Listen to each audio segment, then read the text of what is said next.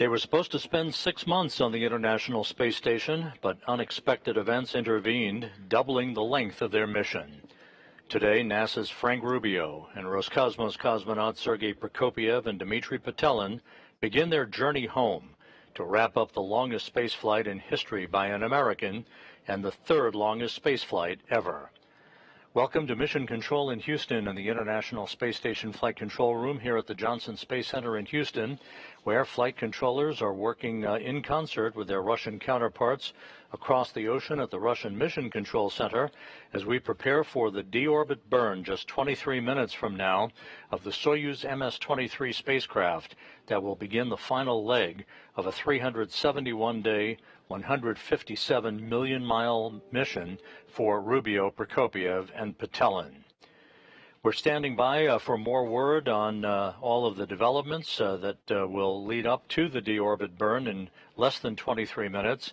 It will be a 4-minute, 39-second burn, a retrograde maneuver, a braking maneuver to slow the Soyuz down by 128 meters per second, allowing it to drop out of orbit with its sights set on a remote landing site in south-central Kazakhstan, just about 90 miles southeast of the town of Zhezkazgan, Kazakhstan. You're looking at a balcony view from a balcony camera of the Russian Mission Control Center outside of Moscow, where Russian flight controllers have been talking to the 3 crew members aboard the Soyuz spacecraft. We'll talk about undocking and all of the developments that have led up to this point in time and the return of these 3 crew members that you see in this picture. Sergey Prokopyev, the Soyuz commander, in the center seat of the descent module of the Soyuz spacecraft. To his left and on the right of this picture is cosmonaut Dmitri Petelin, and on the left, NASA's Frank Rubio, who is the all-time record holder for the single longest spaceflight by an American astronaut. At the time of landing that is coming up at 6:17 a.m. Central Time, 7:17 a.m. Eastern Time, this trio will have accrued 371 days in space, completing 5,936 orbits of the Earth, and as we mentioned, a mission spanning 157.4 million miles, roughly the equivalent of 328 round trips to the moon and back. Sergey Prokopyev, and this his second flight into space, will have accumulated 568 days in space, putting him 12th on the all-time list for most days in space by a human. Petelin and Rubio, of course, wrapping up their first mission in space and again aboard the International Space Station.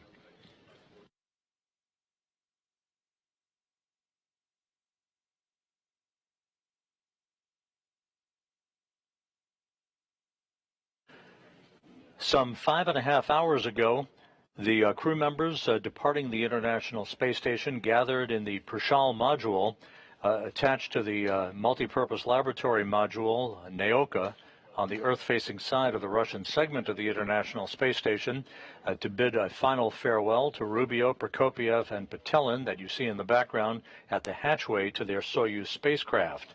The 10 crew members that was then, at that time, Expedition 69, gathered for final pictures before the 3 departing crew members floated inside the Soyuz spacecraft and hatches were closed. This hatch closed on the station side of the docking interface between the Soyuz and the International Space Station, followed a few minutes later by the closing of the hatch on the Soyuz side. There were leak checks conducted. The 3 crew members donned their Sokol launch and entry suits, conducted leak checks on those suits, and they were all set to depart the International Space Station. Communications and systems checks were also conducted with the Soyuz crew on board the MS-23 spacecraft before the undocking occurred.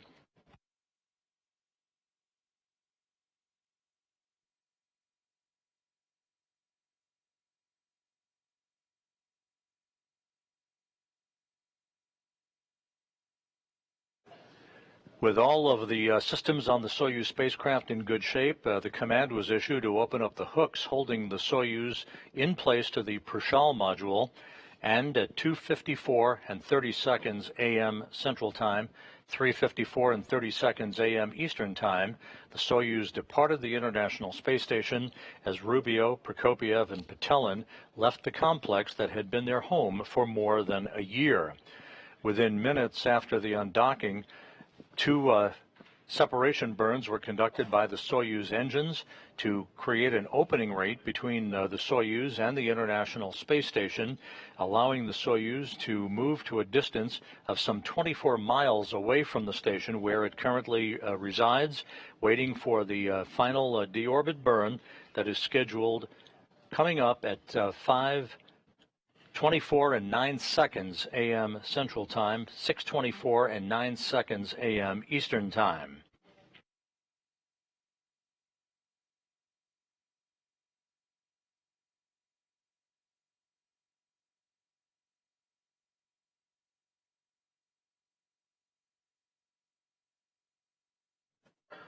The configuration of the International Space Station before the undocking showed the two Soyuz vehicles, as you see in this graphic, the MS-23, that Rubio, Prokopyev, and Petelin are on board. The MS-24 spacecraft that was parked alongside of MS-23 was the vehicle in which Oleg Kononenko, Nikolai Chub, and NASA's Laurel O'Hara launched on back on September 15th. Once the MS-23 undocked a few hours ago, it left just the Soyuz MS-24 that was docked to the Rosviet module on the Earth-facing side of the Russian segment of the International Space Station. And at the time of undocking, Expedition 69 formally came to an end, and Expedition 70 began under the command of Andy Mogensen that you see in the front row in this crew portrait, along with NASA's Jasmine Mugbeli. From left to right, Nikolai Chub, Konstantin Borisov, Andy Mogensen, the new commander of the International Space Station, Oleg Kononenko, Jasmine Mugbeli, Satoshi Furukawa of the Japan Aerospace Exploration Agency, and NASA's Laurel O'Hara. So Expedition 70 now underway on board the International Space Station. The crew members on the station conducting some experiments and some housekeeping in the wake of the departure of Rubio, Prokopyev, and Petelin. Meanwhile, in Kazakhstan, which is the focus of attention, the NASA and Russian landing teams are about to take off from the airstrip in Zhezkazgan, the intermediary staging site for today's recovery operations. They will be taking off in Russian Mi-8 helicopters, making their way in about a 35-minute flight to the landing site in south-central Kazakhstan. They are also accompanied by all-terrain vehicles and an Antonov 26 fixed-wing aircraft that is serving today, as it always does for the Soyuz landings, as an airborne data and communications relay center, relaying data and voice from the crew once it approaches the landing site back to the Russian flight control team in Korolyov.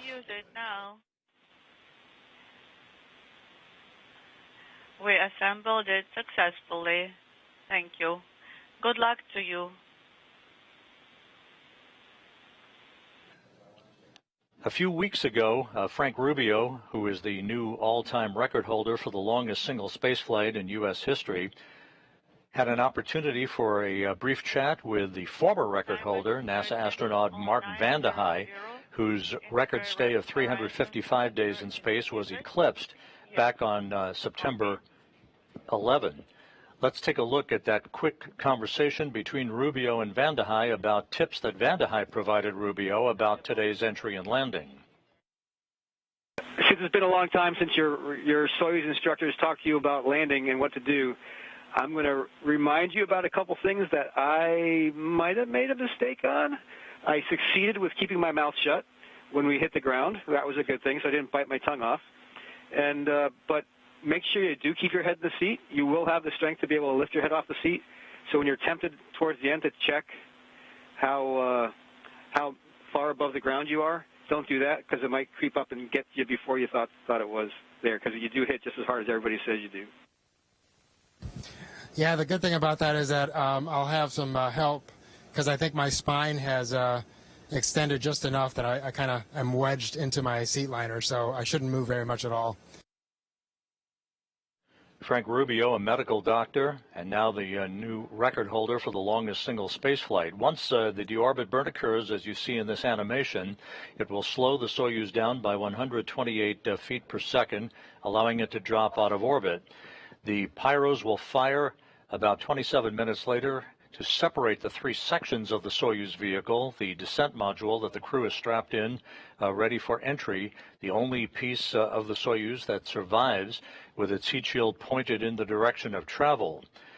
About 15 minutes before touchdown, parachutes will deploy from the Soyuz in a carefully choreographed sequence that will enable the Soyuz to gently sway toward the landing site in Kazakhstan.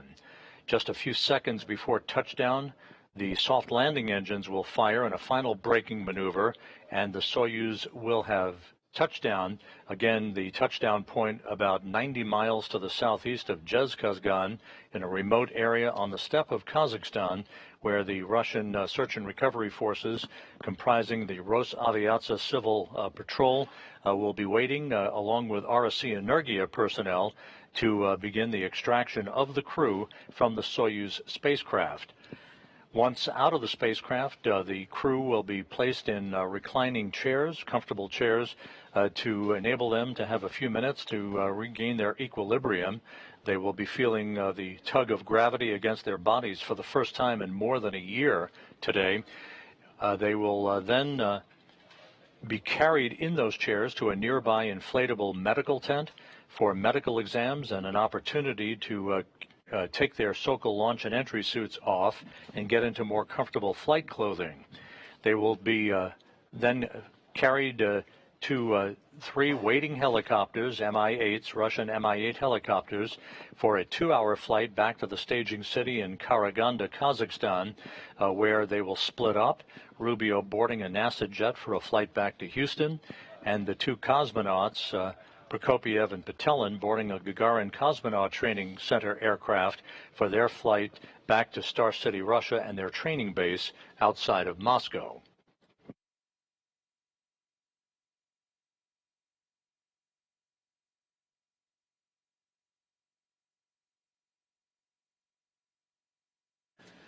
The latest weather reports from the landing site not quite as optimistic as they were earlier in the day. The temperature is hovering around the 70-degree mark Fahrenheit, but we're now looking at broken clouds at around 6,000 feet. There have been some rain showers in the area.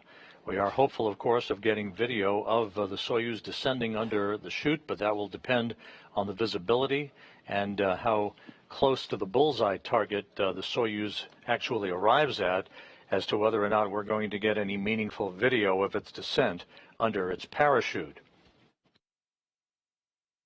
Some of the milestones in terms of the times coming up as we approach the 10-minute mark before the deorbit burn is initiated. The deorbit burn again will begin at 5:24 and 9 seconds a.m. Central Time.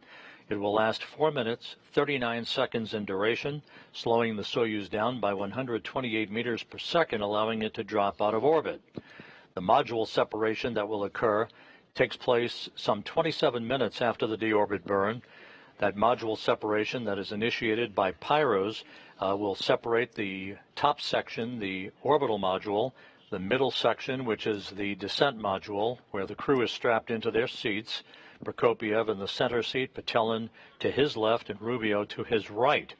The lower section, the instrumentation and propulsion module, will be separated and discarded as well. The descent module, again, the only portion of the Soyuz that survives the rigors of entry.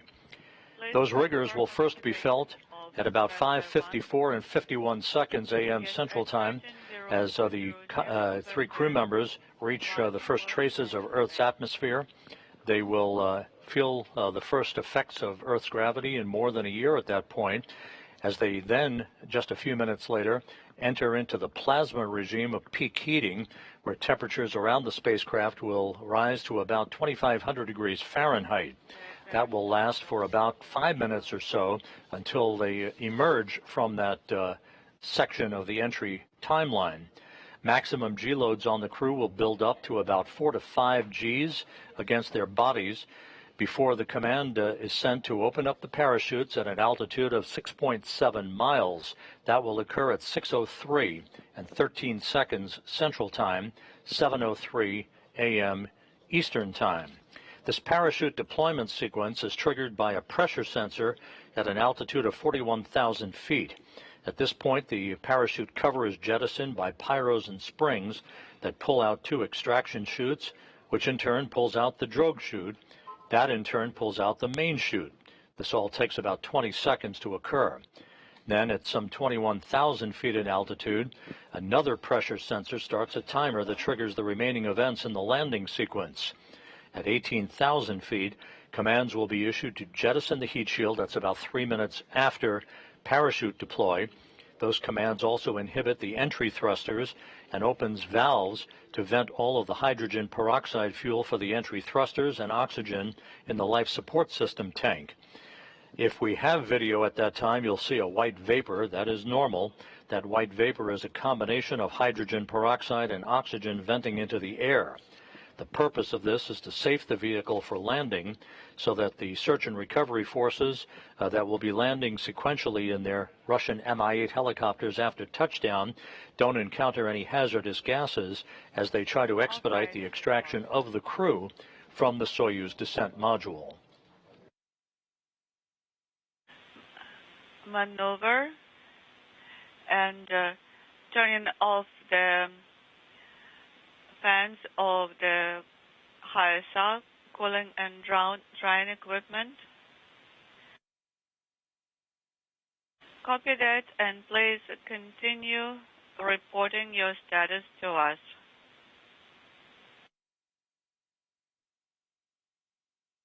And the HISA. This is Mission Control Houston, now just 7 minutes away from the deorbit burn, the initiation of the firing of the Soyuz engine that will last for 4 minutes and 39 seconds, slowing the Soyuz down by 128 meters per second. You'll hear call-outs from Soyuz commander Sergey Prokopyev. The Russian flight controllers of the Russian Mission Control Center in Korolyov will be calling the crew on Prokopiev's call sign, which is Altai. That's the call sign that you'll be hearing for the Soyuz spacecraft as the calls are made to the crew during the final phase of today's landing operations. And on both inputs, you have to make the appropriate selection of the sensor and select lane E. On displays, control, monitoring, and maneuver.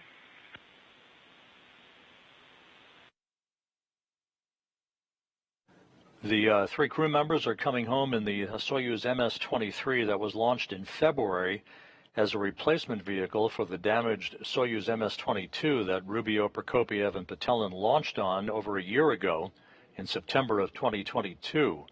That vehicle was damaged on December 14th when it incurred a leak in its coolant system through its radiator. The coolant was depleted, thus rendering that Soyuz MS-22 unusable for the return of the crew.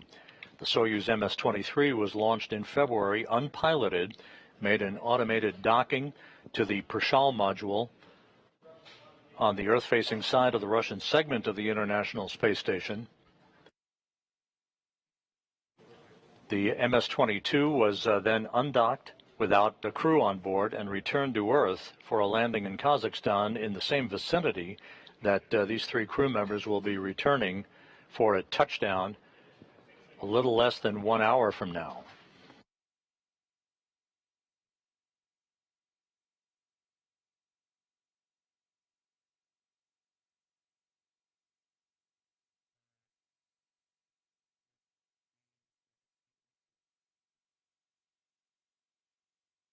It was that coolant leak on the Soyuz MS-22 that resulted in the extension of the mission by Rubio, Prokopyev, and Petelin from 6 months to the mission that is coming to a conclusion today, 371 days, 157 million miles, Again, Rubio comes home with the longest single spaceflight in U.S. history, and this becomes the third longest spaceflight ever, behind Valery Polyakov's 438-day mission to the Mir space station, followed by Sergey Avdeyev's Mir mission of 380 days.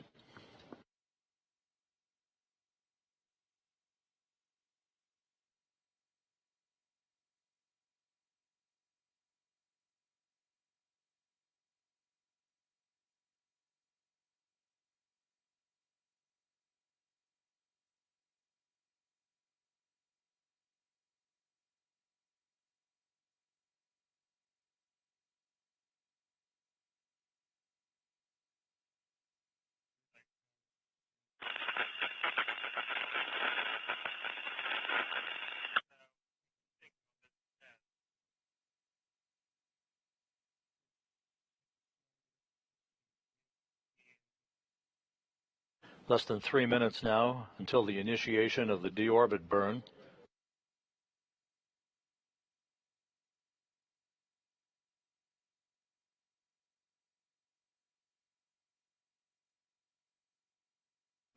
At the time of the deorbit burn, the Russian Mi-8 helicopters with the NASA Russian landing team will be taking off in sequential fashion from the airstrip in Zhezkazgan, the intermediary staging site for tonight's landing operations. An Antonov 26 fixed-wing aircraft will also be in the area. This airborne fleet will be conducting a racetrack pattern, flying around the landing zone, awaiting the arrival of the Soyuz vehicle. And immediately after touchdown, those helicopters will begin landing in sequential fashion to enable the recovery teams that are comprised of Rosaviatsa, the Civil Air Patrol Agency, as well as RSC Energia, to approach the spacecraft, make sure there are no toxic gases emanating from the Soyuz vehicle so that they can begin the process of opening up the hatch and extracting the crew.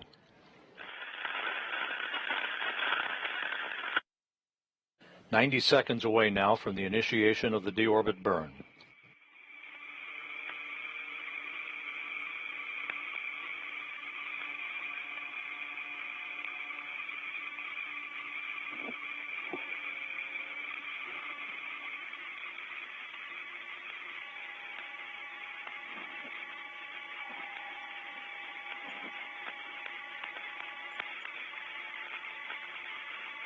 Минута до включения двигателя. 1 minute to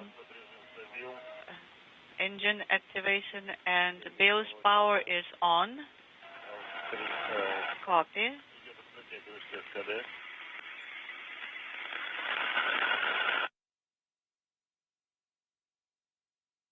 Прием З3. Russian flight controllers now intently watching their data, 30 seconds away from the start of the deorbit burn. Recommend.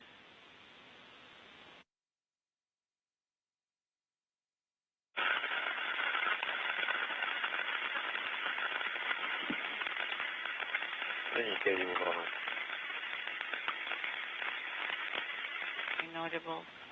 Standing by for the beginning of the deorbit burn.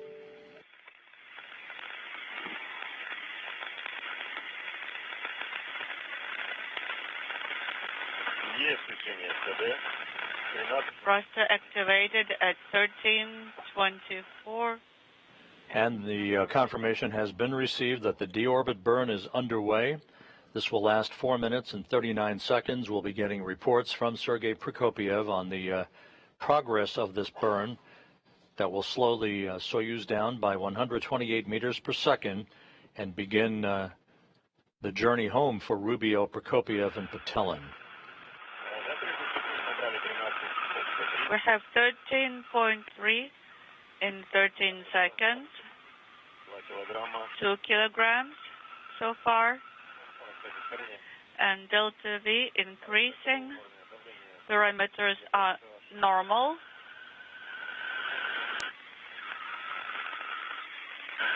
Good reports so far on the progress of the burn.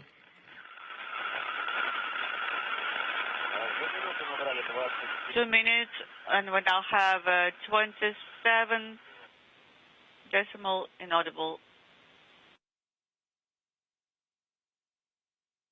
Everything looking good 1 minute into the burn.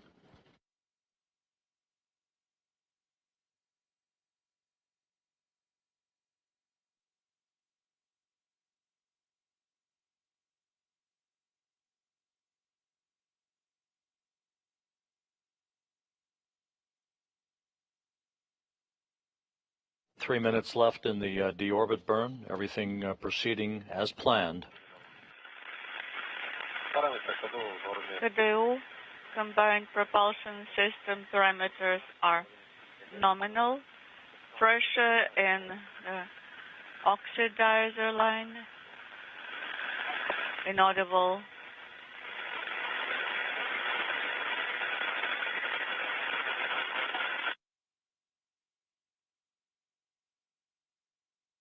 Pressure in the fuel line. 2 minutes, 10 seconds into the burn.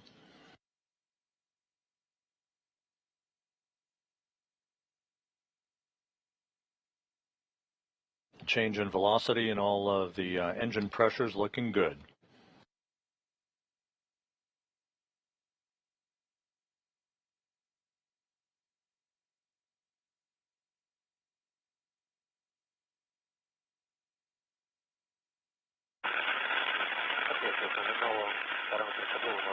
Parameters are nominal.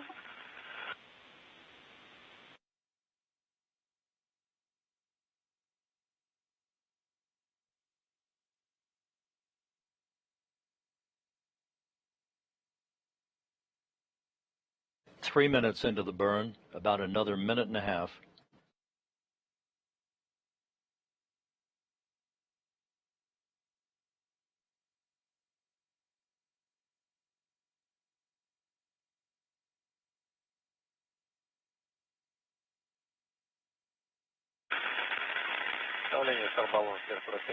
Pressure in the spherical tank is inaudible.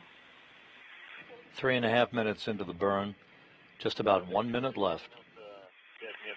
95 meters in 30 seconds, and the KDU combined propulsion system parameters are nominal.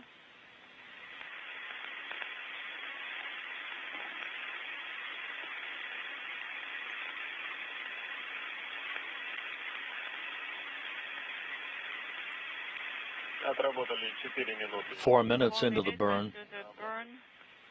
Everything is right down the money. 157 kilograms of propellant, and pressure in the spherical tanks is 81 in number 2. About 15 seconds left.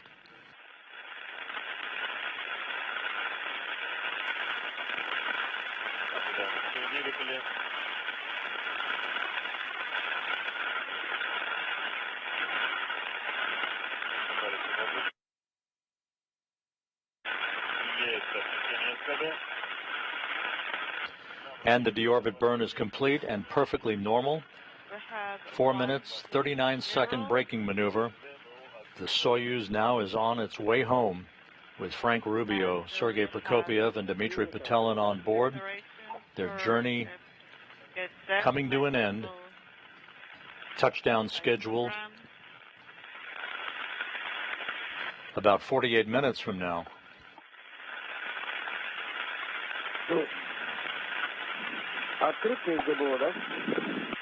Is this KDU open? Pressure. The next milestone on the road home will be the module separation that is scheduled at 5:51 and 58 seconds a.m. Central Time. The pyrotechnic separation of the three sections of the Soyuz.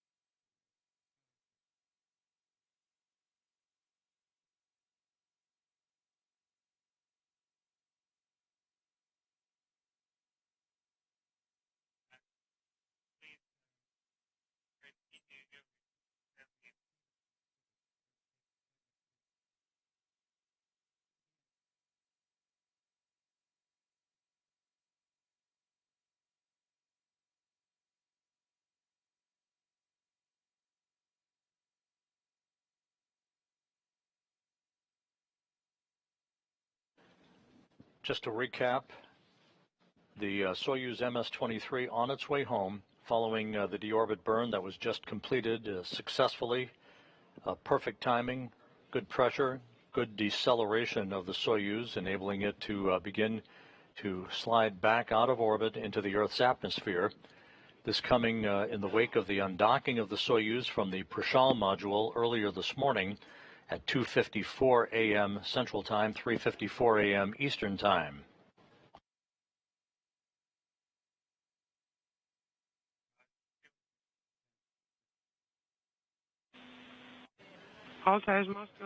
And again, in this animation, you'll see the next event. There is the module separation that will occur pyrotechnically. The descent module, where the crew is located, will enter the Earth's atmosphere. Temperatures around the spacecraft will build to about 2,500 degrees Fahrenheit, heading toward the landing site in Kazakhstan. A series of events will deploy a drogue chute and then a main parachute about 15 minutes before touchdown. The chute deployment sequence will occur, setting the stage for the firing of the soft landing engine just about 1 or 2 seconds before touchdown. That is planned to be about 90 miles to the southeast of the town of Zhezkazgan.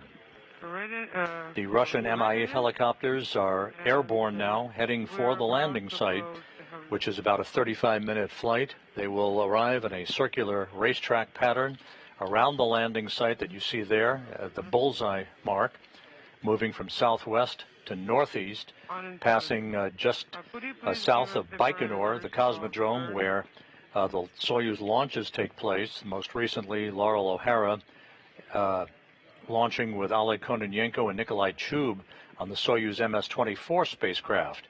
They're now part, of course, of Expedition 70. The weather at the landing site right now is showing broken clouds at about 6,000 feet, light winds, temperature around 69 degrees Fahrenheit, and some rain showers in the area. So it is questionable as to what our visibility will be of the spacecraft descending under the parachute. We'll stand by, of course, and as soon as we have video from the landing site, we'll bring it to you.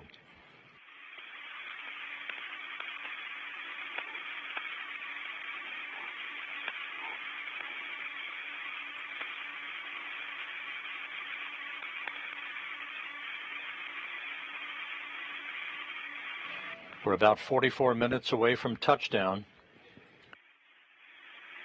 Once the spacecraft does touch down, the search and recovery forces will land in sequential fashion in those Russian Mi-8 helicopters.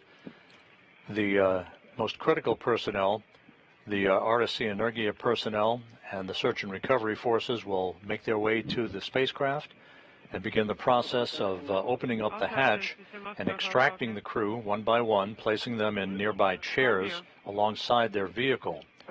They'll have a few minutes to gain some equilibrium, feeling the effects of gravity for the first time in more than a year, before they're carried in those chairs into a nearby inflatable medical tent so that their Sokol launch and entry suits can be removed.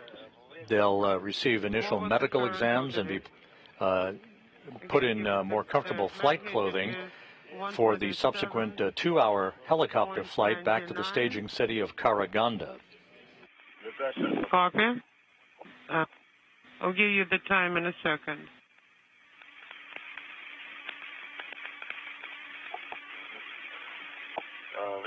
Okay, main engine cut off, command 132847.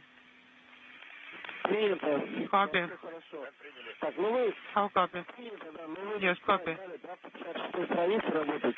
Our specialists are working.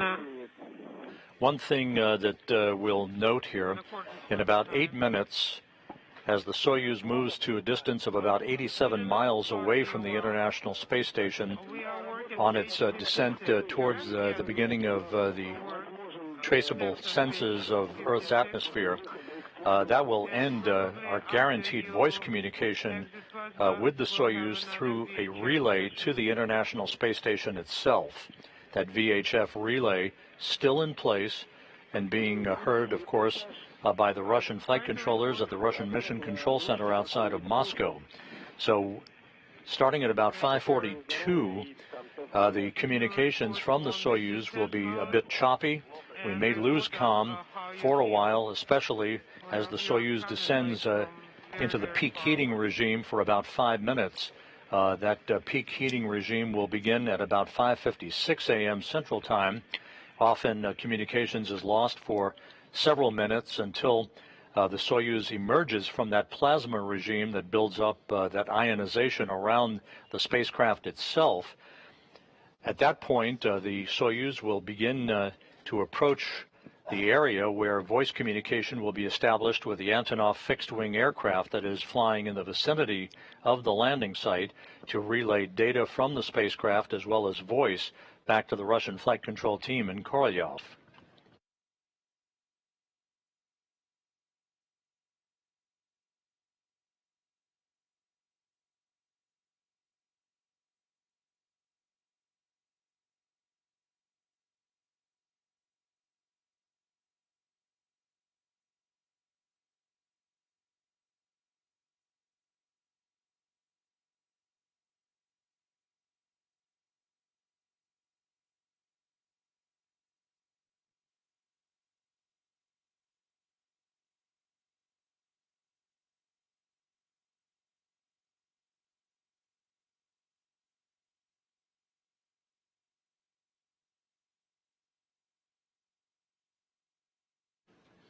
Three countdown clocks here in Mission Control are ticking backward towards major events that are upcoming.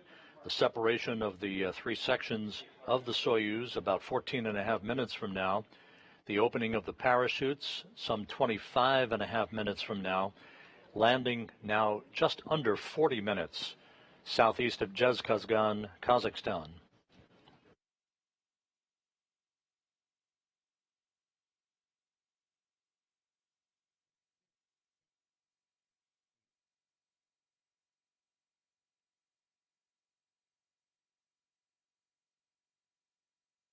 In addition, right after the completion of the deorbit burn, the orbital module, the top section of the Soyuz spacecraft, the three-section Soyuz spacecraft, it was depressurized about 10 seconds after the conclusion of the deorbit burn, setting the stage for the module separation that's coming up.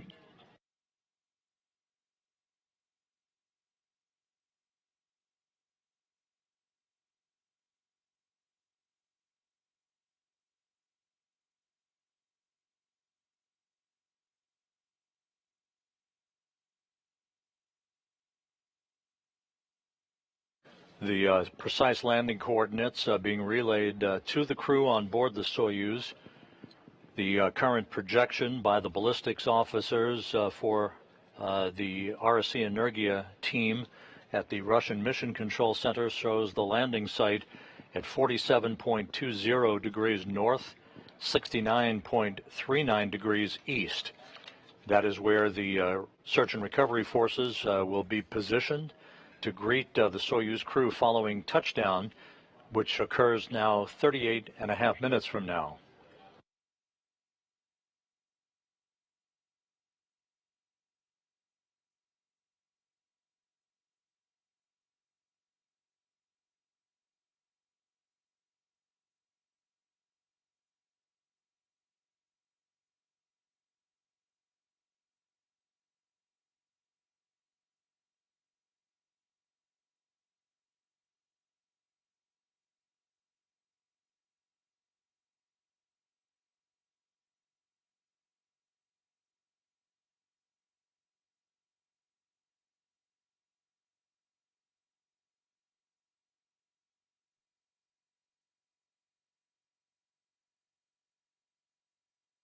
"12 minutes until module separation, the next major milestone en route home for Frank Rubio, Sergey Prokopyev, and Dmitri Petelin. This trio was launched on September 21st, 2022 on the Soyuz MS-23 spacecraft that ultimately was damaged, losing its cooling capability through a coolant leak in its radiator, and was rendered unusable for the safe return of the crew. The replacement craft that is coming home today, the Soyuz MS-23, was launched in February, unpiloted, And the Soyuz MS-22 was undocked and deorbited for a landing in Kazakhstan unpiloted. The coolant leak resulted in the extension of the mission by Rubio, Prokopyev, and Petelin that is coming to a close today after 371 days, the third longest spaceflight in human spaceflight history.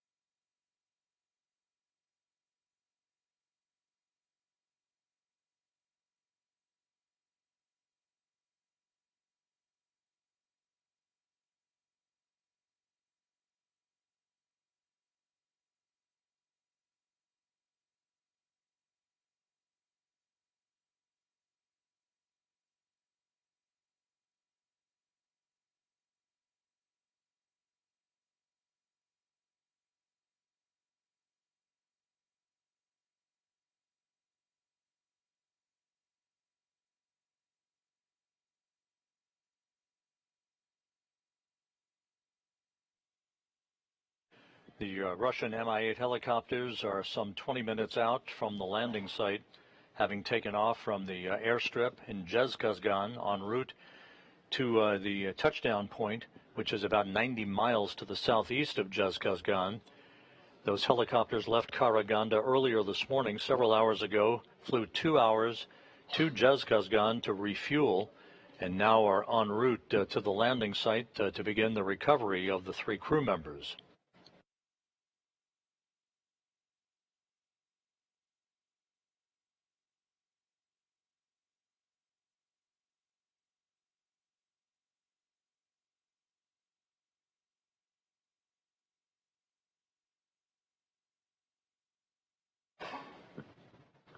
And we've reached the point where the Soyuz is far enough away now from the International Space Station that the voice communications relay capability through the station is no longer available or should not be available, so communications may be a bit sporadic and choppy from this point on through the descent through the Earth's atmosphere. 9 minutes until module separation.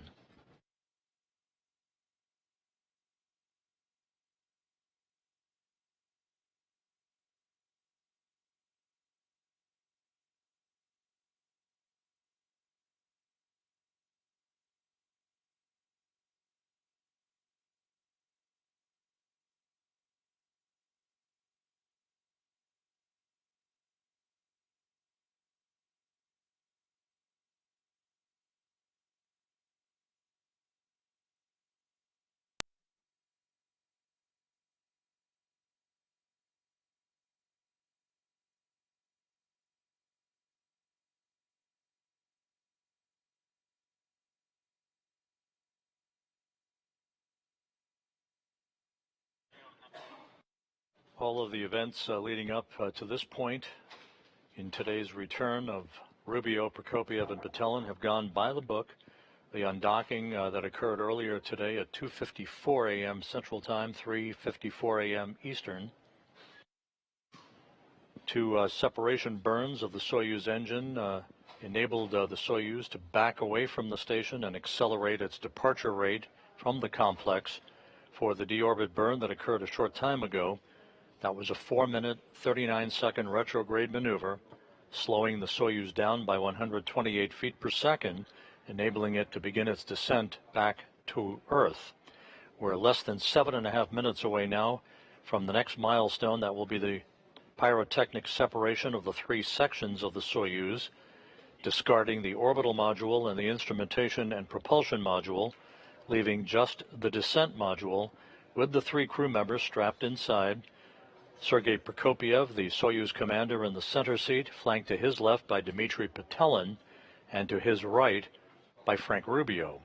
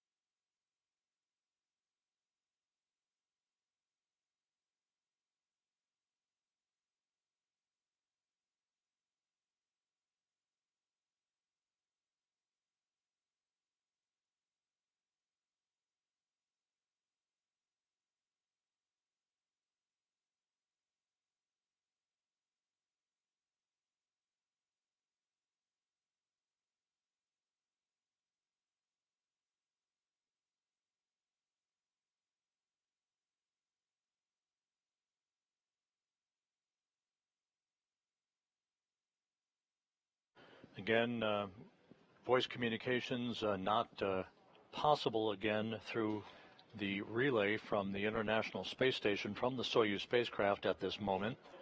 The Soyuz now too far away from the station to provide that relay. This is normal. Everything is proceeding on track, coming up on the 5-minute mark until module separation.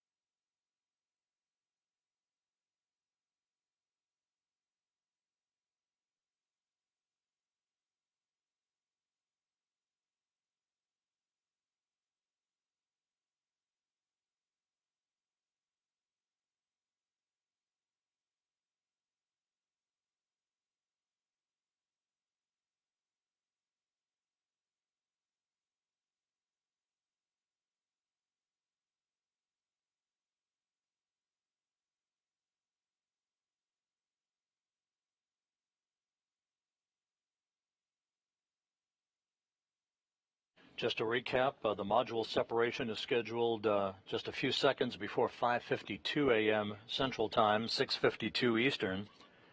That will be followed about 3 minutes later by entry interface at an altitude of 62 miles. The first tug of gravity against the 3 crew members' bodies in over a year at that point as they begin the plunge back into the atmosphere. Some 2 minutes after that, they'll entry into plasma, where the peak heating around the spacecraft will begin. Temperatures around the Soyuz will build to about 2,500 degrees Fahrenheit, the heat shield in the direction of travel for the descent module. As it ablates or repels that heat, there will be an orange fireball, if you will, around the spacecraft. This is typical for returning space vehicles coming through the atmosphere at their high rate of speed. This will be about a 3-minute regime in the plasma for the 3 crew members. Once they emerge from that, G loads or the G forces against their bodies will build to about 4 to 5 Gs just after 6 a.m. Central Time. The command to open chutes will be initiated at 6:03 and 13 seconds a.m. Central Time, 7:03 a.m. Eastern Time. Again, that parachute deployment sequence triggered by a pressure sensor at 41,000 feet. The main parachute cover will be jettisoned by pyros and springs pulling out 2 extraction chutes, which in turn will pull out the drogue chute and in turn pulls out a main chute, about 20 seconds for all of that to happen. At an altitude of 21,000 feet, another pressure sensor starts a timer that initiates all of the remaining events in the landing sequence. At 18,000 feet, commands will be issued to jettison the heat shield. That's about 3 minutes after chute deploy. Those commands inhibit the entry thrusters and open valves to vent hydrogen peroxide fuel for the entry thrusters and oxygen that is in the life support system tank. If we have video at that time, we'll see whether we will or not, but there will be a white vapor. That's normal. That's a combination of hydrogen peroxide and oxygen venting into the air to safe the vehicle for landing so that no hazardous gases are present when the search and recovery forces land in their Russian Mi-8 helicopters to begin the process of opening up the hatch to the Soyuz and extracting the crew.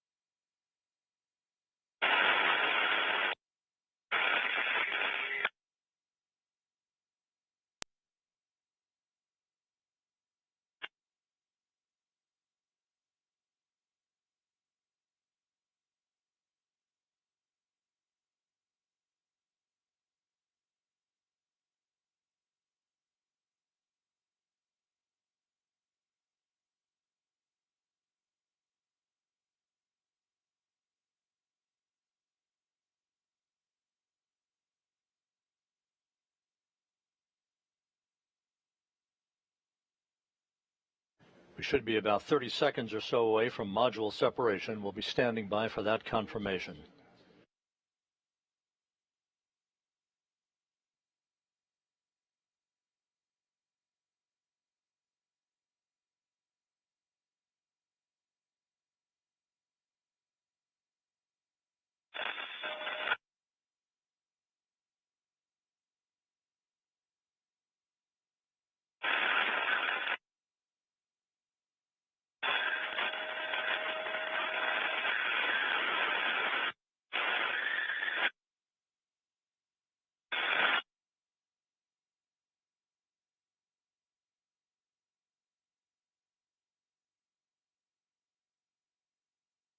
And now reports having been received from the Russian Mission Control Center of a nominal separation of the three sections of the Soyuz. Module separation is now complete. That all went by the book. The next milestone about 3 minutes from now, and that will be the Soyuz hitting the top of the Earth's atmosphere.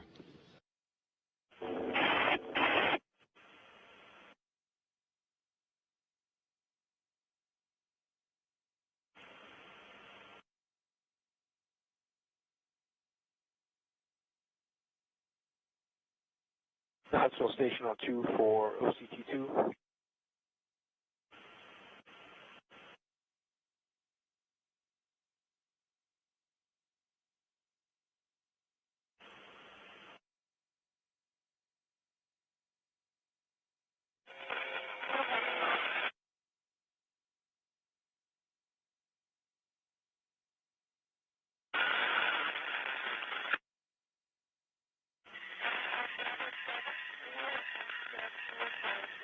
The Russian Mi-8 helicopters, part of the Rosaviatsa search and recovery forces, are nearing the landing site southeast of Zhezkazgan to move into a racetrack pattern, an oval-shaped pattern around the landing zone, awaiting the arrival of the Soyuz spacecraft, with touchdown scheduled about 23.5 minutes from now.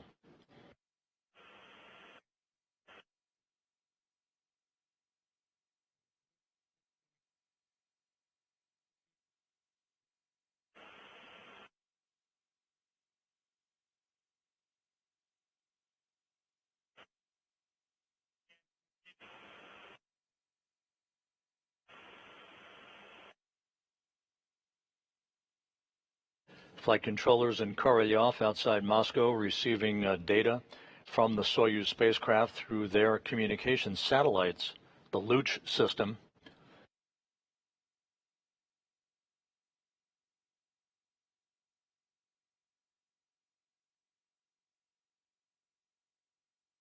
The Soyuz now has entered the Earth's atmosphere. The three crew members feeling the first effects of gravity on their bodies in 371 days.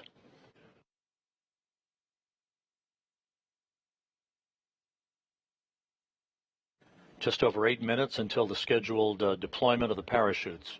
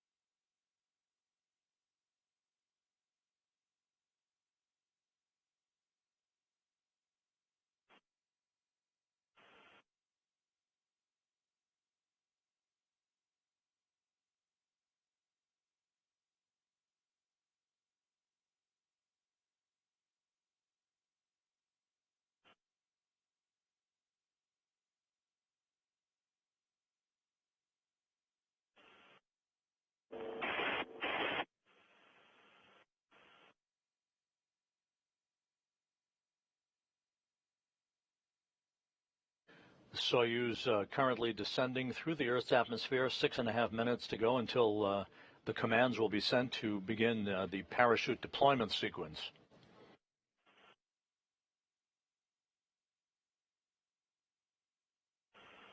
As expected, we are not receiving voice communication from the crew. This is typical at this point of the entry sequence. Once the spacecraft passes through the plasma regime, the period of peak heating, we should be hearing from the crew once again, with communications relayed through the Antonov 26 fixed-wing aircraft in the vicinity of the landing site.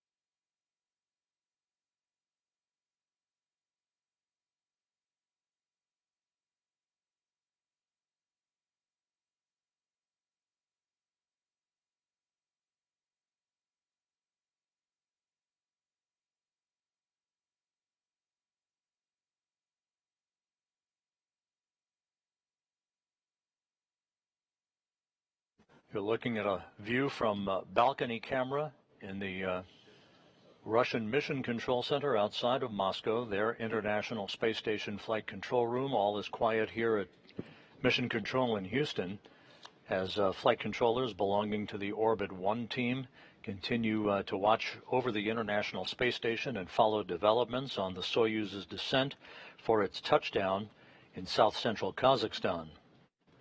Landing is scheduled just over 19 minutes from now.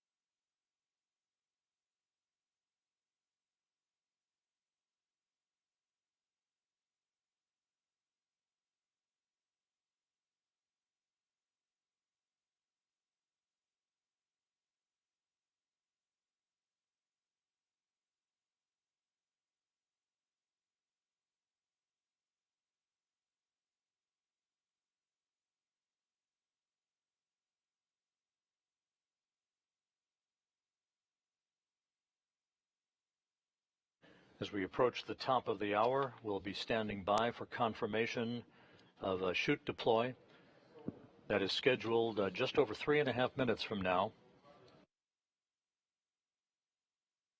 The Soyuz should be emerging from that plasma regime any minute.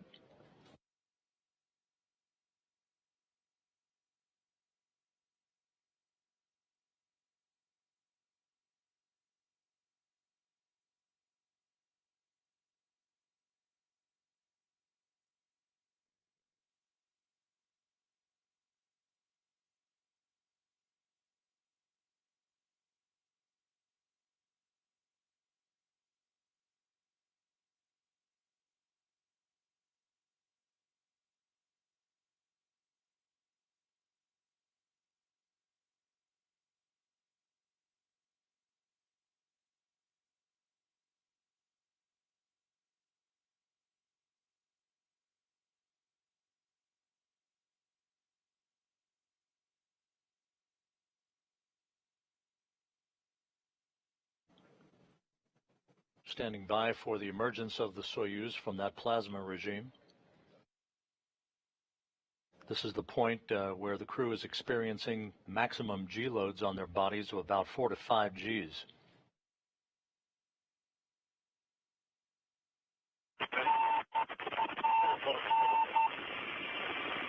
And there is that familiar beacon signal coming from the Soyuz MS-23.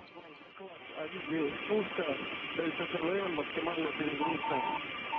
report on maximum G. We have 4.4 maximum G load. Copy. Интеграл плюс 18. Integral Индекс кривой. +18. The engine is along the curve. Режим АУС. Mode is automatic descent. Sergey Prokopyev, the Soyuz commander, reporting that everything is in great shape on board the Soyuz. The crew experiencing those maximum G loads, but they are through the plasma regime as we stand by just over a minute from now for shoot deploy. Notable and G load is decreasing. Good communication now being received from the Soyuz MS-23. Integer, please report if you read me. Yes?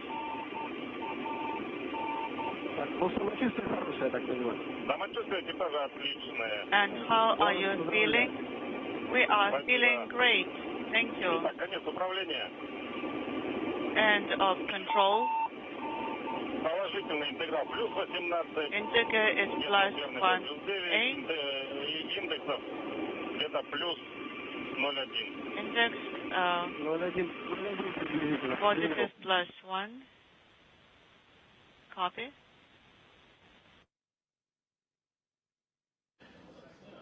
Sergey Prokopyev reporting that the crew is feeling well. Great news as the Soyuz MS-23 approaches its landing site in Kazakhstan. Touchdown expected less than 14.5 minutes from now.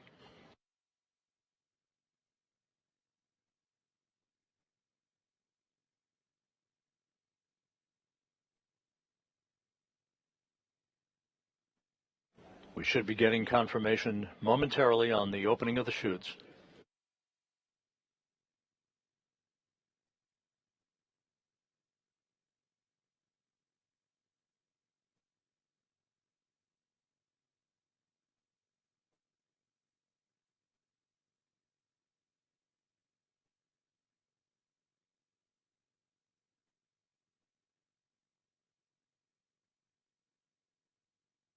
The Russian Mi-8 helicopters, part of the search and recovery forces, are approaching on station in the landing zone around where the Soyuz will touch down 13.5 minutes from now.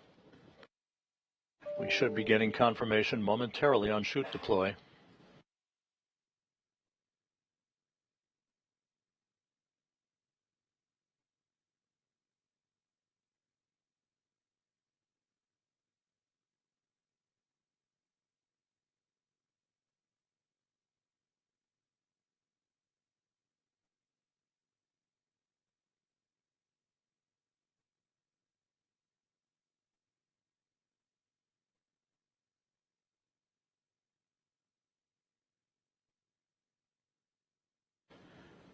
Twelve and a half minutes until touchdown. Still awaiting confirmation from the search and recovery forces that they have the Soyuz in sight under its parachute.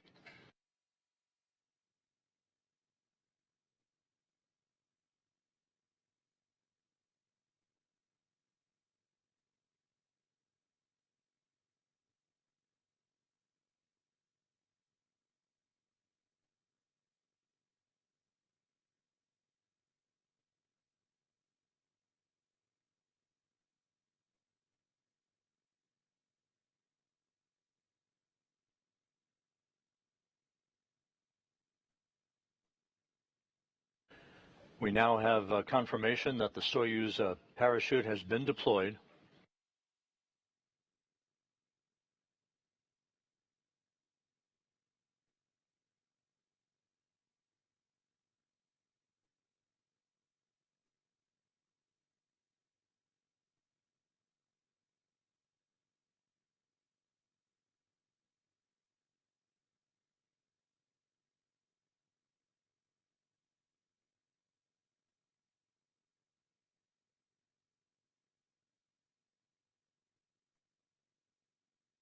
Once again, the Soyuz MS-23 is now descending toward its landing. Just about 11 minutes from now, its parachute has deployed. The crew is feeling well, according to Sergey Prokopyev, the Soyuz commander. All of the entry events have gone by the book to this point.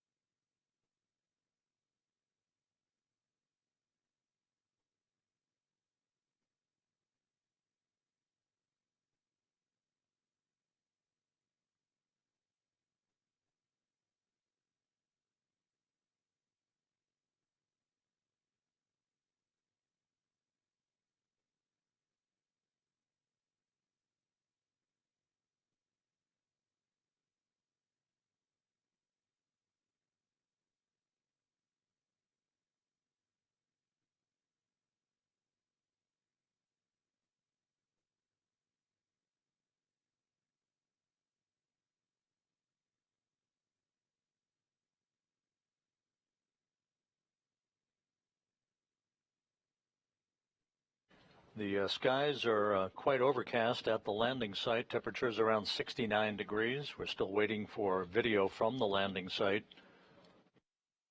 But the Soyuz has deployed its parachute, and everything is continuing to go as planned for an on-time touchdown just about 9 minutes and 40 seconds from now.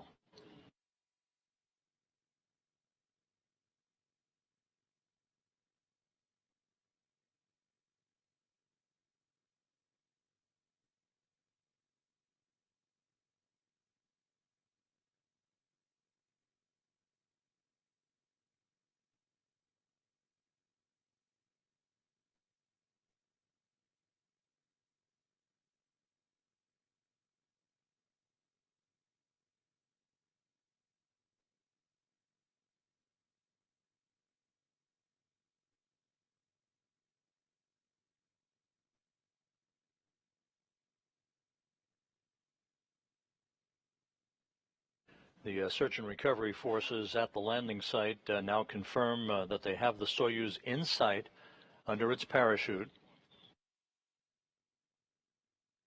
All of the events to this point have been a winner. Everything has gone according to schedule, and the crew, according to Sergey Prokopyev, the Soyuz commander, is feeling well. Just 8.5 minutes until touchdown.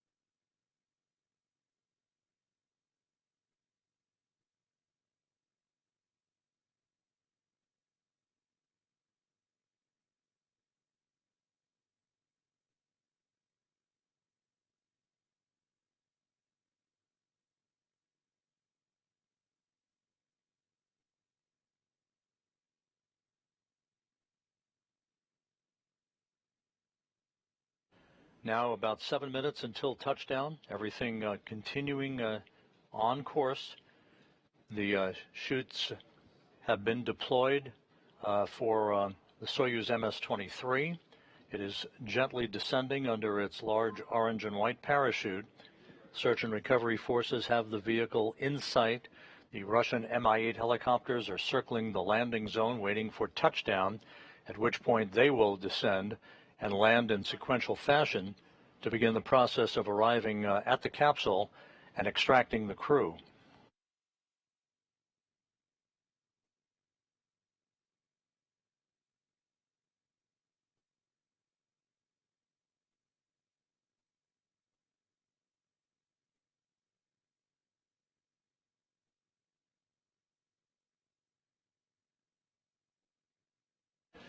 And there's our first view of the Soyuz MS-23 under the chutes. 6 minutes until touchdown. This video is courtesy of Roscosmos.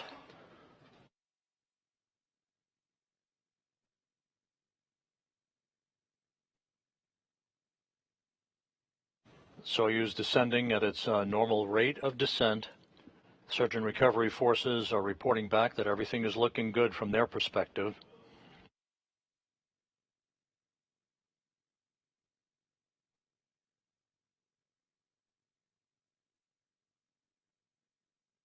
There were some rain showers in the area earlier today.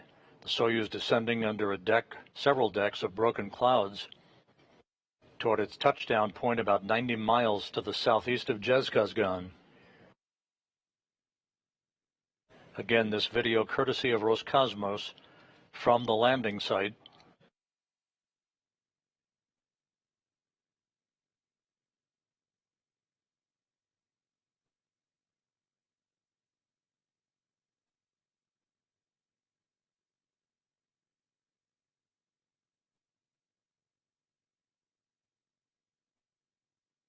Inaudible. Less than 5 minutes to go until touchdown.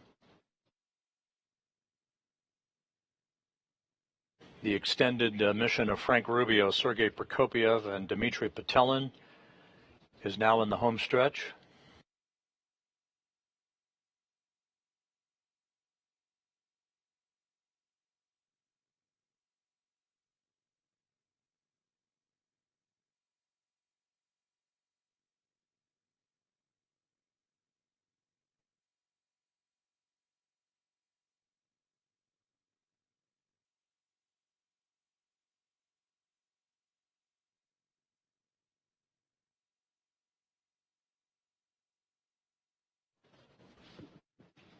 Once again, you're looking at the return of Frank Rubio, Sergey Prokopyev, and Dmitri Petelin after more than a year in space.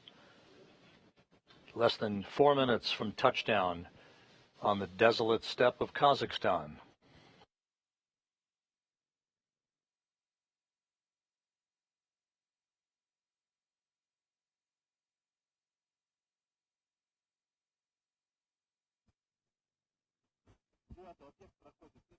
The parachutes deployed as planned at 6:03 a.m.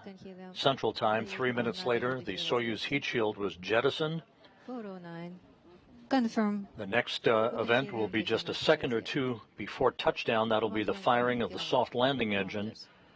6 engines fire to slow the Soyuz descent rate to just 1.5 meters per second. Here. How do you read it?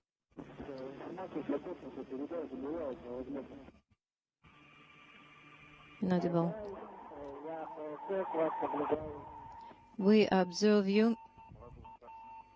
We have a visual. How do you read us here?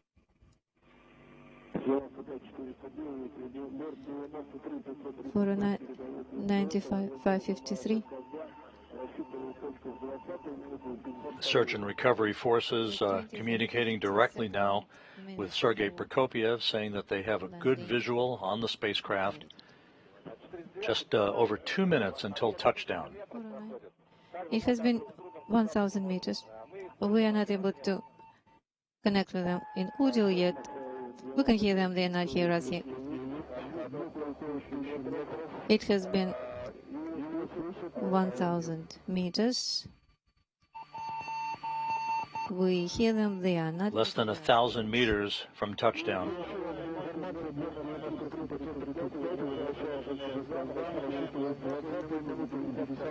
So we are looking for the 20th and 52nd minute. Plus 9 atmospheric bias. Plus 18 index point 1. The crew is feeling well. Sergey Prokopyev continuing to provide reports back to the search and recovery forces, indicating that the crew is doing well. Just over a minute until touchdown. The crew is doing well. Let them know. Cosmos 9549. For your information, the object has passed 500 meters and feeling well. 690 is out. Search and recovery helicopters are circling the landing zone. We might see one of those helicopters come into view shortly, as the Soyuz is less than 500 meters off the ground. We have come with the crew and they're feeling well. Prepare. 100 meters to ground. 100 meters to go. The crew being told to brace for touchdown. Object getting close to touchdown. Object touchdown. Touchdown confirmed at 6:17 a.m. Central Time. Rubio's record ride comes to an end as he, Prokopyev, and Petelin return to Earth after a 371-day, 157 million-mile journey at the International Space Station. The third longest flight ever in human spaceflight history is over with a pinpoint landing on the steppe of Kazakhstan. Altai Search and recovery here, how do you read?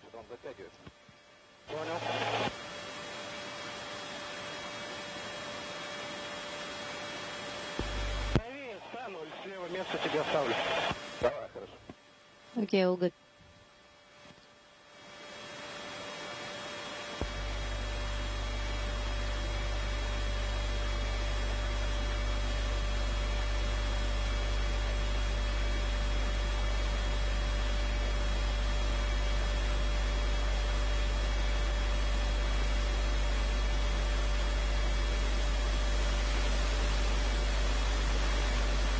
Once again, Soyuz MS-23 has landed on the steppe of Kazakhstan.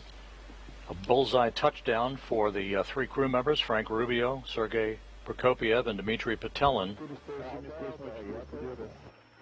409, how do you read?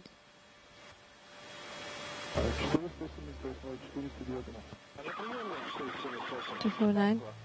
Landing occurring as planned at 6:17 a.m. Central Time, 7:17 a.m. Eastern Time, 5:17 p.m. at the landing site that you're seeing right now in our live view. I believe so. Let it get a bit. About an hour and 53 minutes before sunset.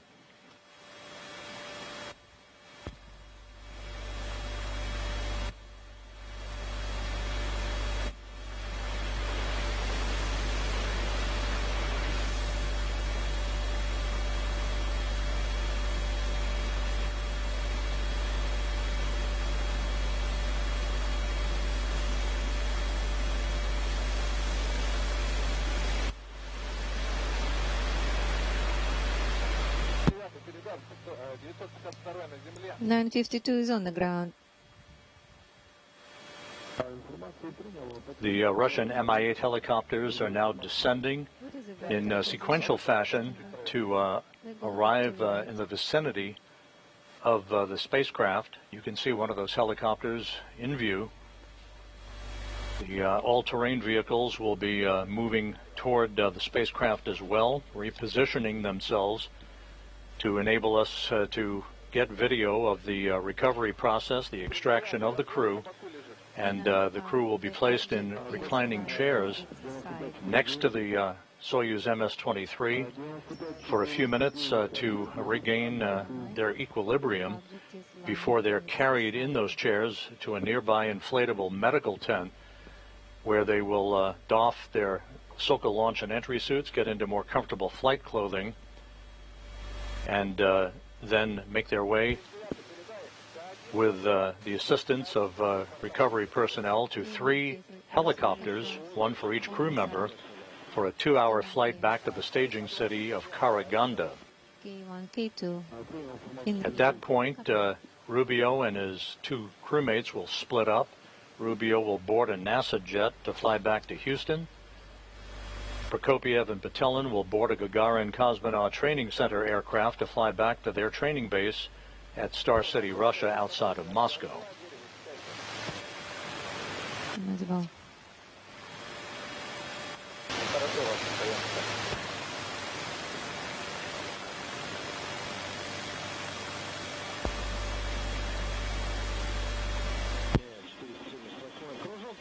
Well, 77, I will circle one more time.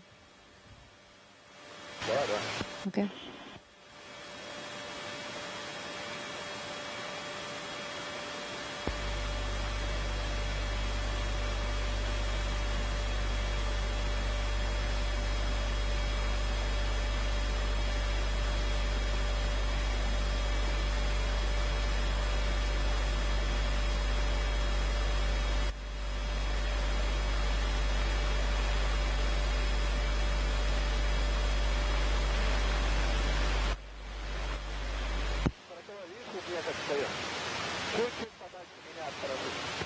Go a little bit further, 49.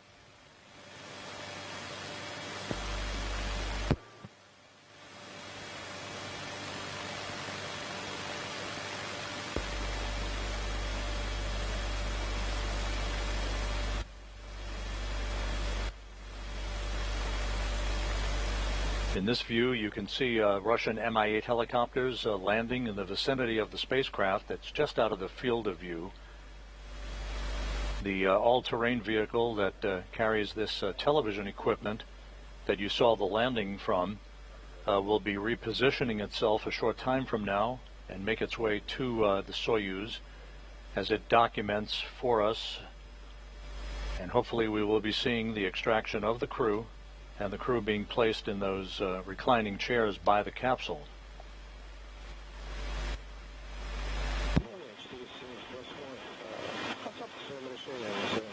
(178) of landing in its place.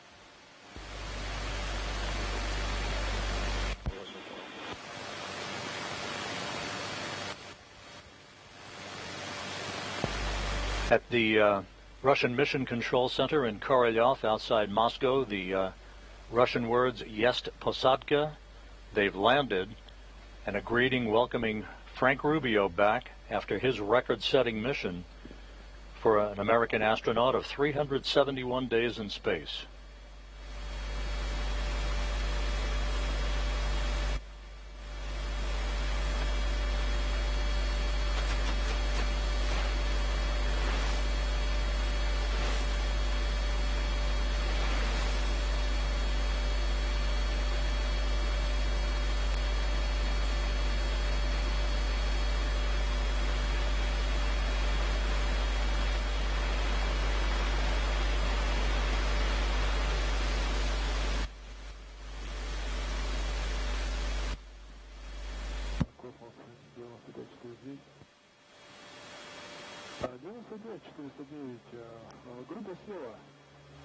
For 09, checking coordinates. 47 degrees, 16 minutes, 47 seconds. 1 minute, 39 seconds.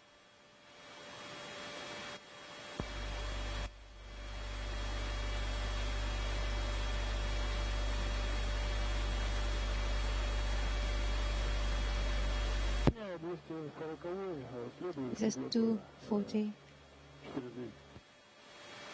following 49.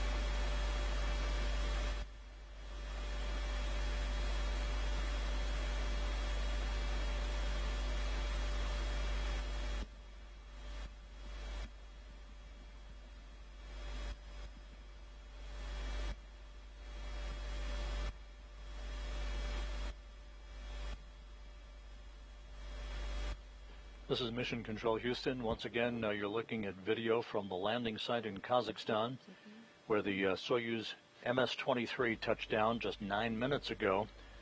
The Russian Mi-8 helicopters have landed in the vicinity of the spacecraft. They will soon approach the spacecraft to begin the process of opening up the hatch and extracting the crew. Touchdown occurred right on time at 6:17 a.m. Central Time, 7:17 a.m. Eastern Time. 24 bias.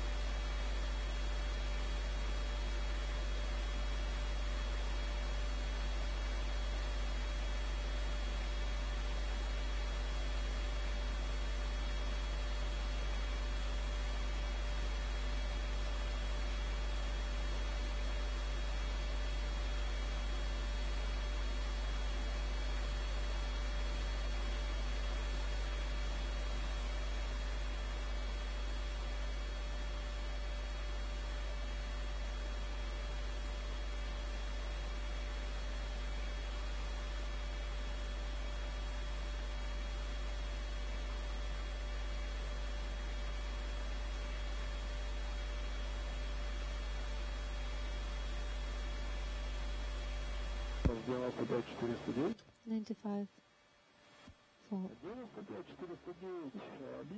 09. Object is close by.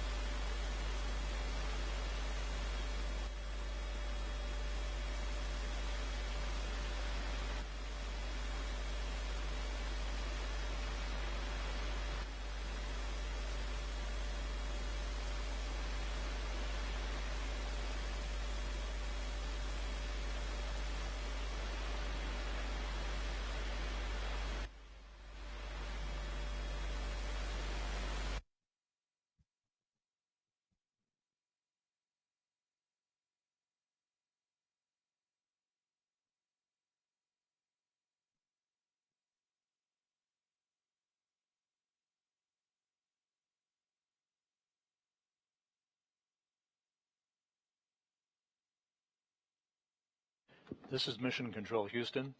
Once again, the greeting on the front screen of the Russian Mission Control Center, welcoming home Sergey Prokopyev, Dmitri Petelin, and Frank Rubio after their 371-day mission. Touchdown occurred about 13 minutes ago at 6:17 a.m. Central Time, 7:17 a.m. Eastern Time. It was a pinpoint return for the crew, landing just as planned, about 90 miles southeast of the town of Kazakhstan.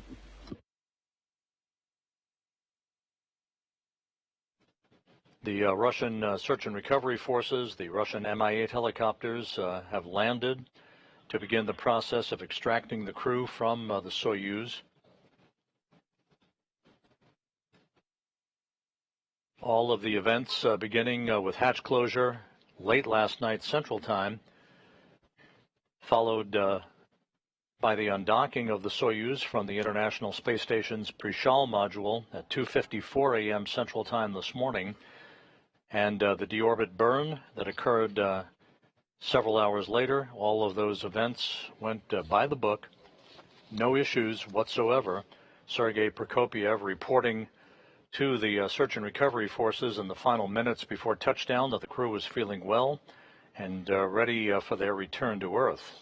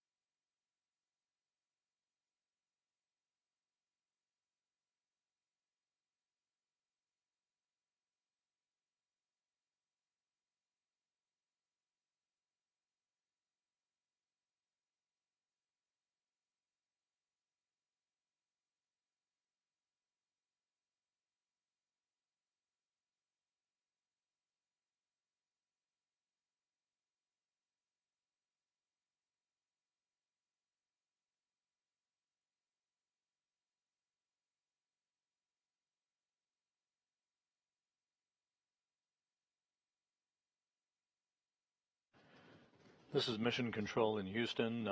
We're still awaiting for video from the spacecraft at the landing site. The search and recovery forces are there. They are beginning the work to extract the crew from the spacecraft. So far, we do not have video alongside the spacecraft itself. The video resources at the landing site have to be repositioned from where they were to show us the touchdown that occurred about 18 minutes ago.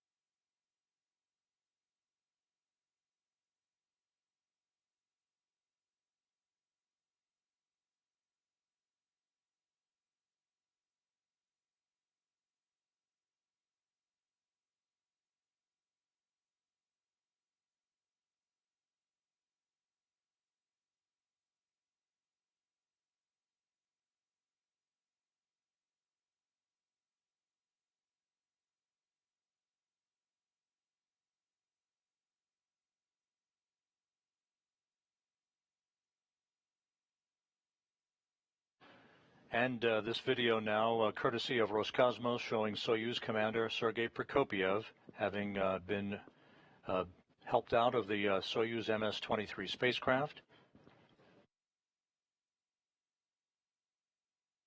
Once again, this video courtesy of Roscosmos. Sergey Prokopyev, who was strapped into the center seat of the descent module of the Soyuz spacecraft, always the first out. He'll be followed by his two crewmates here shortly. Touchdown occurred just 20 minutes ago at 6:17 a.m. Central Time, 7:17 a.m. Eastern Time, 5:17 p.m. at the landing site.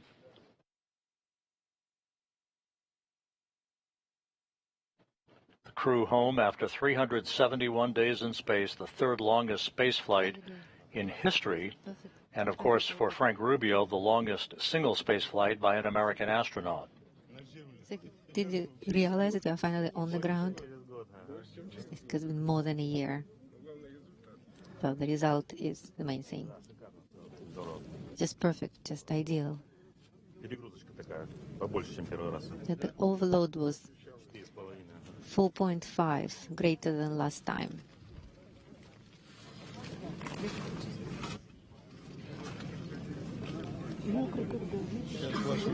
So wet. I'll take care of you. All good. I'll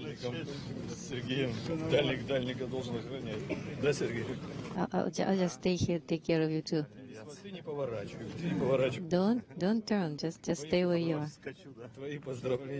Don't jump. And we have seen all your greetings on Air Force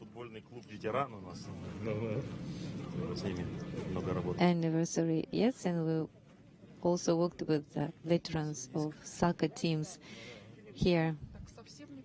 Exactly. He has not changed at all. You look the same as when we were sending you off to space. So the data is ready. Prokopyev exchanging greetings with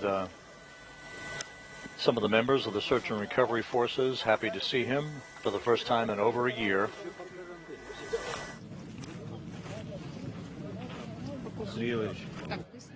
And from the view we just had, it appeared as if the Soyuz was pulled over onto its side as opposed to being upright. Thank you.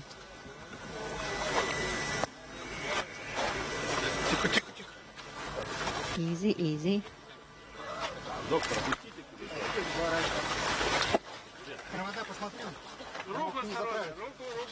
Check the arm.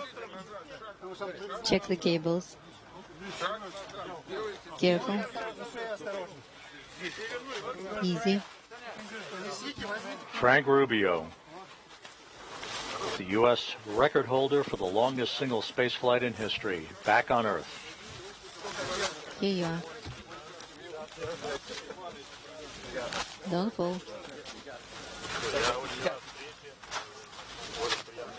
Very nice to see you.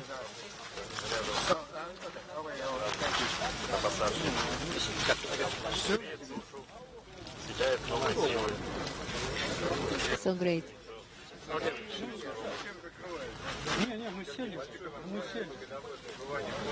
We're all here.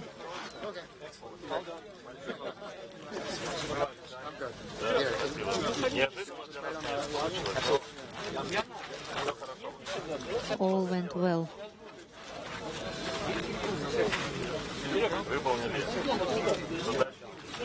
All the tasks completed. So we performed all the program and performed additional tasks. Field test? What about the field test? No, we're not going to have a field test now, but tomorrow we'll have a Sozvezdia constellation experiment that is going to be an interesting experiment on controlling manual descent. Thank you.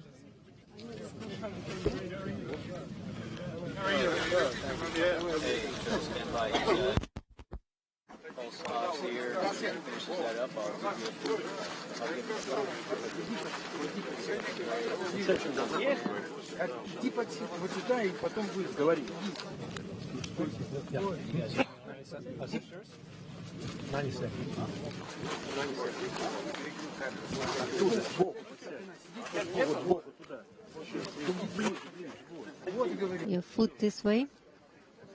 Hello, Frank. Great, thank you. Great. It's good to be back. You're the doctor on the crew, mate. How is in the space? How is your mate? Fantastic. Yeah, everybody did really well. You look very well. Thank very you. Well. Thank you. It's good to be home. Thank you. It's good to be home. Thank you.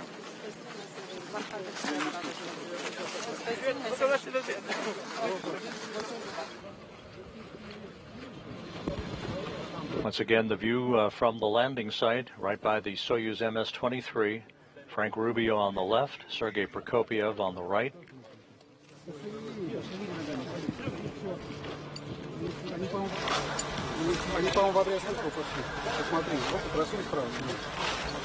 Check the arm on the right side.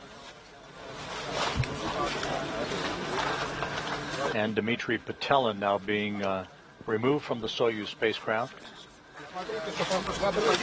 Easy, easy here. Turn. Legs. Turn back. Remove cables.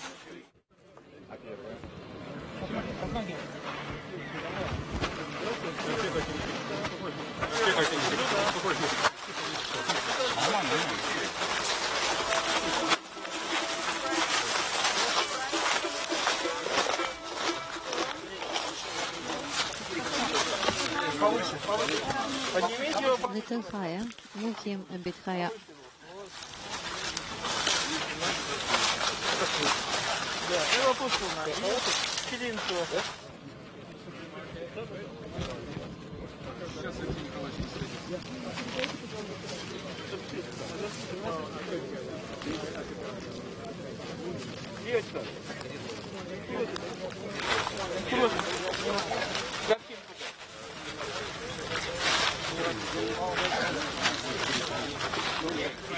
Frank Rubio receiving congratulations there from Joel Montalbano, the International Space Station Program Manager, who, along with NASA's Chief Astronaut Joe Acaba, part of the NASA team on site.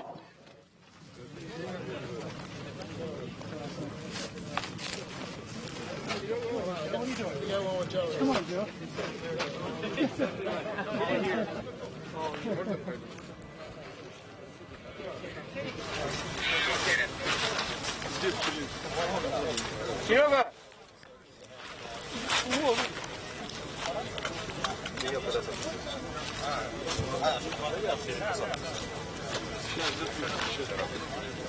Sergey!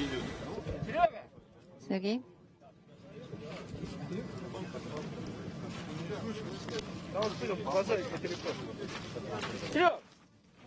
And a view of the Soyuz MS-23 spacecraft that touched down 28 minutes ago at 6:17 a.m. Central Time. Yeah, drink a little bit. Hold it.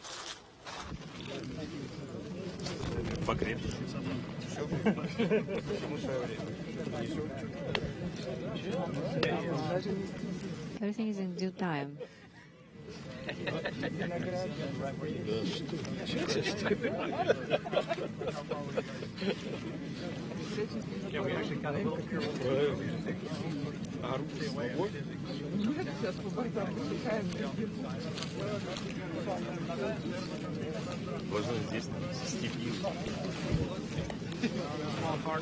We're here in the steppe of Kazakhstan.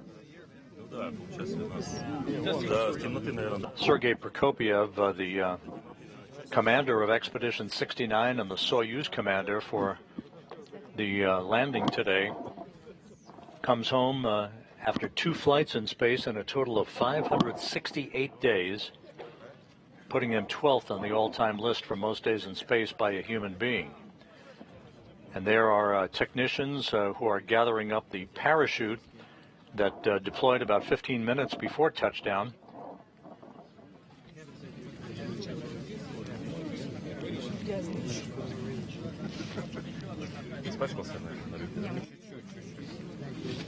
Still a bit dirty, that happens.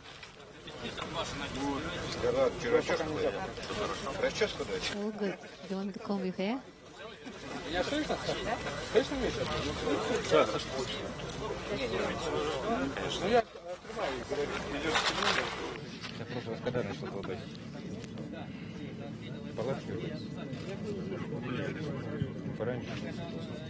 После футболиста.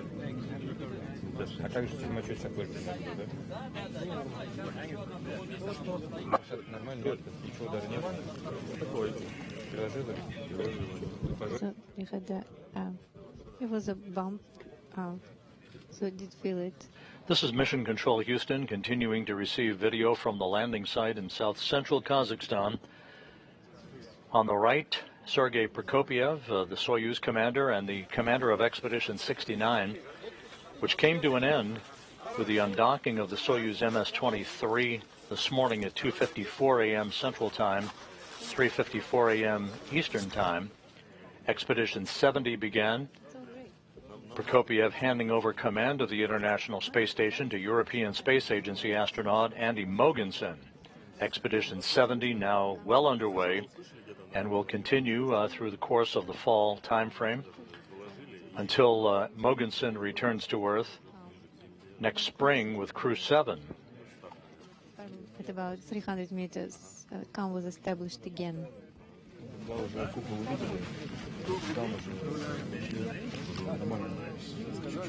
At that time, we also acquired visual. All normal, all good. Did you see us at the main chute? Yes, at about 800 we saw you already. You were not responding, but we were able to see you already. All great, all normal. Good numbers. 140 to 90.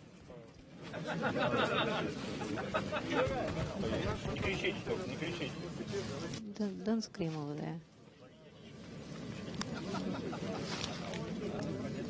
Да, слышно? Ты сунул реакцию, ты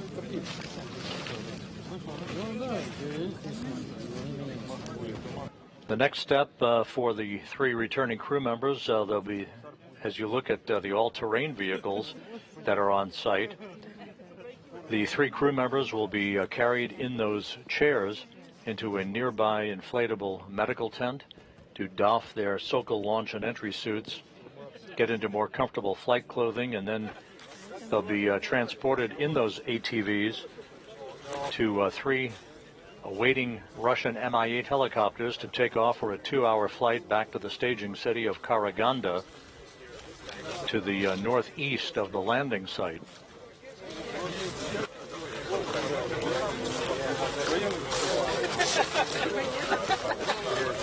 Soyuz didn't get any bigger. Oh, really?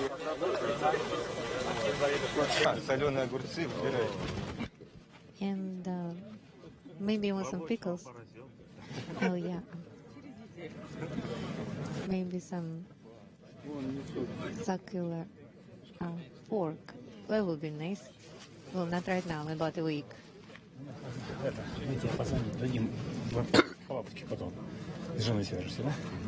So then at the tent, you will talk to your wife, okay? The landing occurred about an hour and 53 minutes before sunset at the landing site. You can see the sun beginning to fade on the horizon.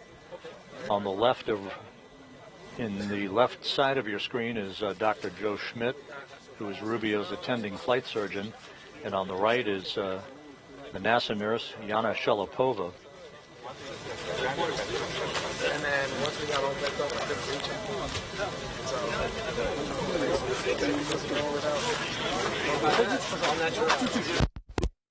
I'd rather not. I mean, it doesn't feel terrible. Okay, they're bringing the watermelon for you.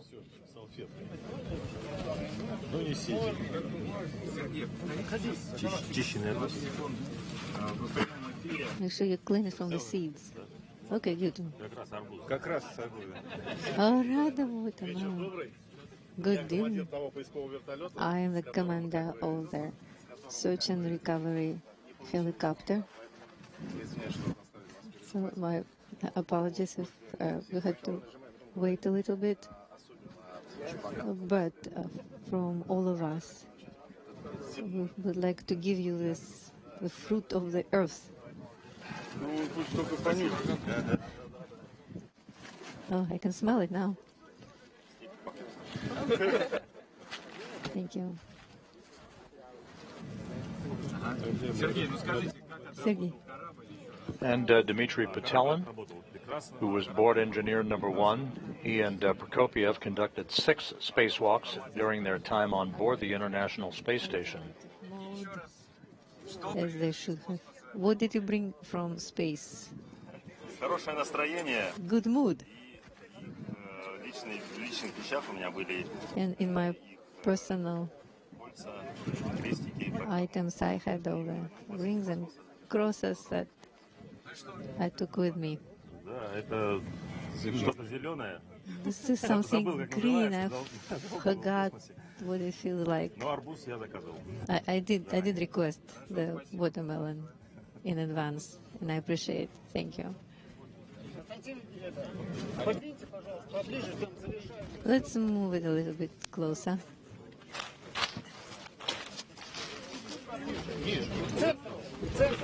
Closer to the center.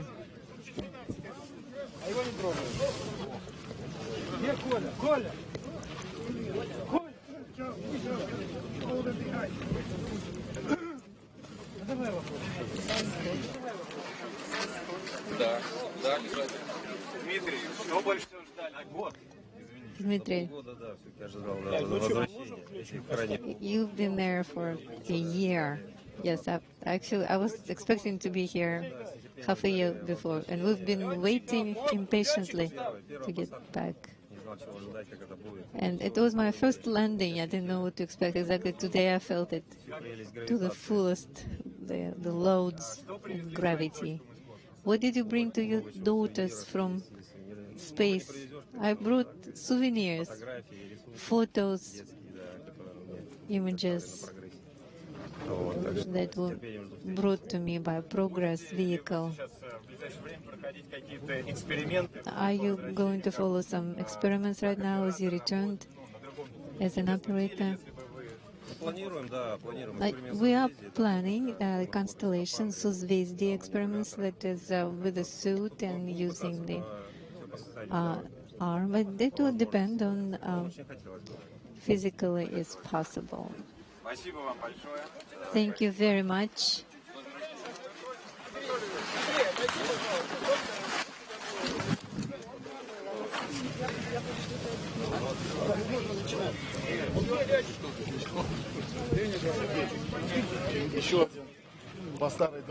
The crew members being presented with fruit at the landing site For you.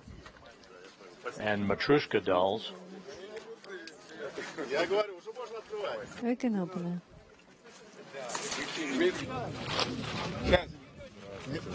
Dmitri. Dmitri. For you.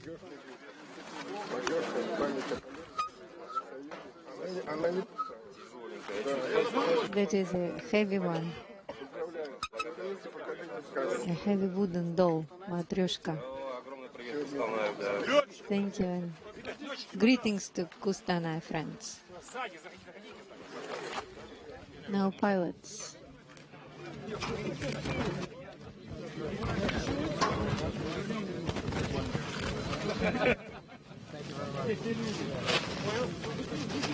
For a photo, to stand in the back.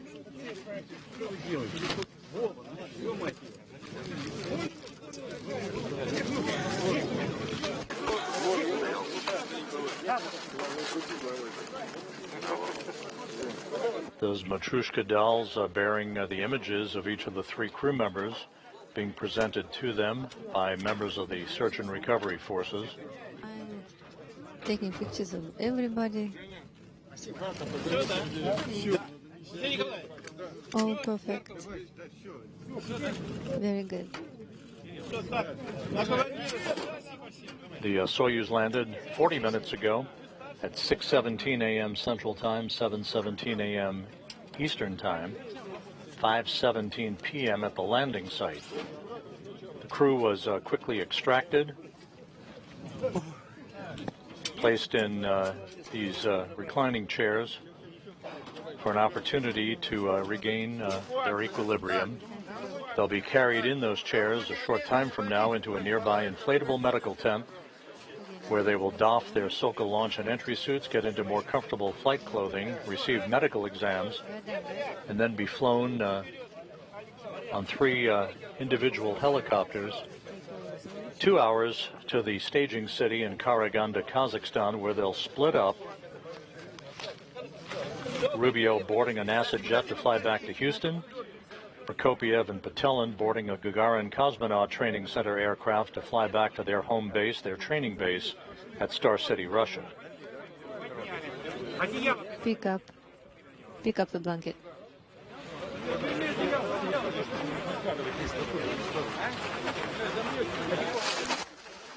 Prokopyev, thumbs up, being moved toward that medical tent.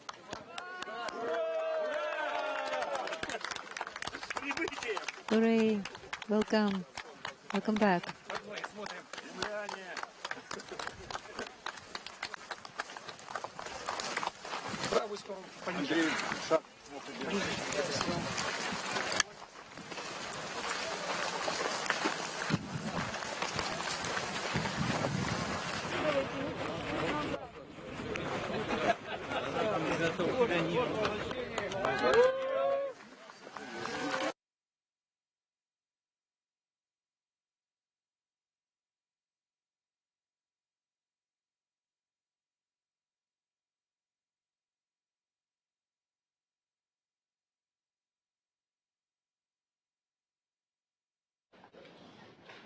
So with that, the three crew members being brought into the medical tent at the landing site following their pinpoint touchdown to complete a 371-day, 157 million-mile mission, the longest spaceflight by an American astronaut, Frank Rubio, the third longest spaceflight in history.